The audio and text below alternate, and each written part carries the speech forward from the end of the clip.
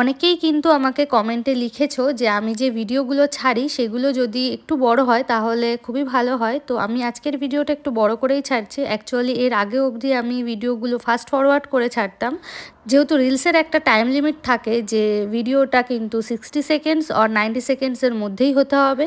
তো আজকে আমি তোমাদের সাথে শেয়ার করছি একদম খুবই সহজ উপায়ে টমেটো চাটনি বানানোর রেসিপি। আর এটা কিন্তু একদম 20 মিনিট বা 15 মিনিটের মধ্যেই রেডি হয়ে যাবে।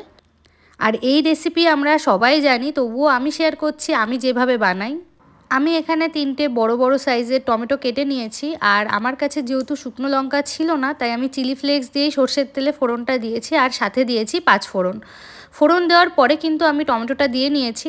আর টমেটোটা একটু মজে আসলেই তার মধ্যে আমি অ্যাড করেছি একটু শুকনো লঙ্কার গুঁড়ো আর ধনে গুঁড়ো।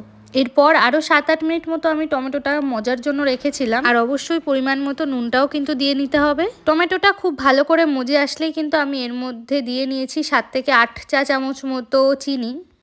আমি চাটনিটাকে একটু টক মিষ্টি রাখতে চেয়েছিলাম, তাই জন্য চিনির পরিমাণটা একদম অল্প করেই দিয়েছি। বেশি মিষ্টি খেতে চাইলে অবশ্যই চিনির পরিমাণটা বাড়িয়ে দিতে হবে। আর চিনি দেওয়ার পরে চাটনিটা কিন্তু এখানে অনেকটাই পাতলা হয়ে যাবে, আলাদা করে জল দেওয়ার আর কোনো প্রয়োজন নেই।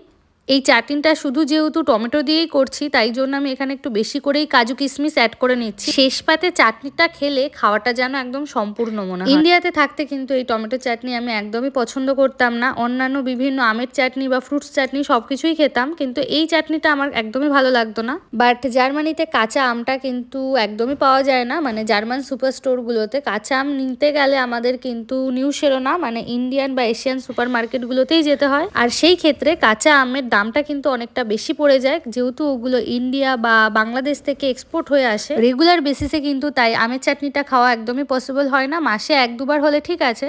অগত্যা টমেটো চাটনিকেই ভালোবাসতে হয়েছে। আর এই চাটনি কিন্তু আমি পুরো 1 সপ্তাহের জন্য বানিয়ে রাখি। একেবারে বেশি করে বানিয়ে রাখলে রোজই কিন্তু খাওয়ার পরে অল্প অল্প করে খাওয়া যায় এই চাটনি। আমার চাটনি কিন্তু প্রায় হয়ে এসছে। আর নামানোর আগে আমি অ্যাড করে নিচ্ছি এর মধ্যে ভাজা মশলা। এই ভাজা মশলাটা কিন্তু আমি ইন্ডিয়া থেকেই বানিয়ে এনেছি।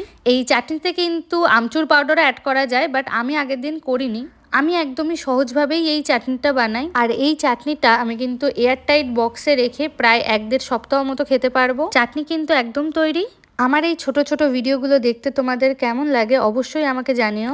আর আমার থেকে যদি তোমাদের কিছু জানার থাকে তাহলে আমাকে কিন্তু অবশ্যই জানাতে পারো। আমি চেষ্টা করব তোমাদের প্রশ্নের উত্তর দেওয়ার। দেখা হবে আবার পরের ভিডিও।